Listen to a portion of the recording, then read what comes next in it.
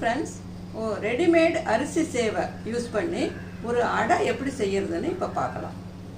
மாவு இல்லாத நேரத்தில் நமக்கு கால நேரத்தில் கூட இது ஈஸியாக செய்ய முடியும். ஸ்கூல் விட்டு வர்ற குழந்தைங்களுக்கு ஒரு ஸ்நாக்காகவும் இதை கொடுக்கலாம். இதற்கு தேவையான பொருட்கள் பார்க்கலாம். நான் இன்னைக்கு அரிசி சேமியா எடுத்திருக்கிறேன். இதில் கம்பு சேமியா, கேழ்வரகு சேமியா, கோதுமை சேமியா, இப்போ நிறைய சேமியா வந்திருக்குல்ல, அதை கூட நீங்கள் யூஸ் பண்ணிக்கலாம். டயபெட்டிஸ் இருக்கிறவங்களுக்கு சிறுதானிய சேமியாவும் யூஸ் பண்ணிக்கலாம். அரை கப் அரிசி சேமியா இதில் எடுத்திருக்கோம். இதை மிக்சியில் போட்டு 1-2 பொடி பண்ணியிருக்கேன். நைஸாக பொடி பண்ண வேணாம், 1-2 பொடி பண்ணால் போதும். அடுத்தது அரை கப் அரிசி மாவு, தயிர் எடுத்திருக்கோம், 2 ஸ்பூன் துருவின தேங்காய், தேவையான அளவு உப்பு, கொஞ்சம் கொத்தமல்லி, கொஞ்சம் கருவேப்பிலை. தாளிக்க தேவையான பொருட்கள்: காரத்துக்கு தேவையான அளவு பச்சை மிளகாய் பொடியாக நறுக்கினது, அரை வெங்காயம் பொடியாக நறுக்கினது, ஒரு சிட்டிகை ஜீரகம்.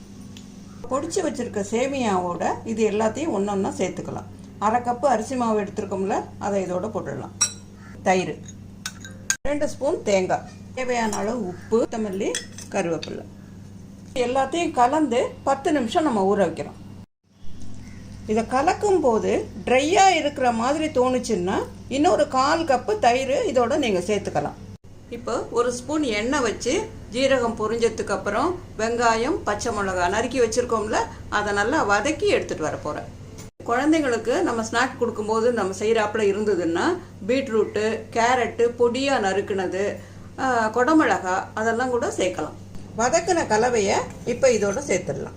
இப்போ மாவு ரெடி. அடை சுட ஆரம்பிப்போம். முதல்லையே இந்த மாவை நீங்கள் தயார் பண்ணி வச்சிடலாம். ஒரு நாள் வரைக்கும் ஃப்ரிட்ஜில் இந்த மாவு நல்லாயிருக்கும். இது நம்ம கலக்கும் போது ரொம்ப திக்காக இருந்ததுன்னா அடை சுடுறதுக்கு முன்னே கொஞ்சம் தண்ணி சேர்த்து அந்த அடை மாவு பதத்தில் இதை கொண்டு வந்ததுக்கு அப்புறமா அடை சுட ஆரம்பிங்க. இந்த பதத்தில் இருக்கணும் மாவு. கல்லை காய வச்சு கலந்து வச்ச மாவை இப்போ அடைகளை ஊற்ற போகிறோம்.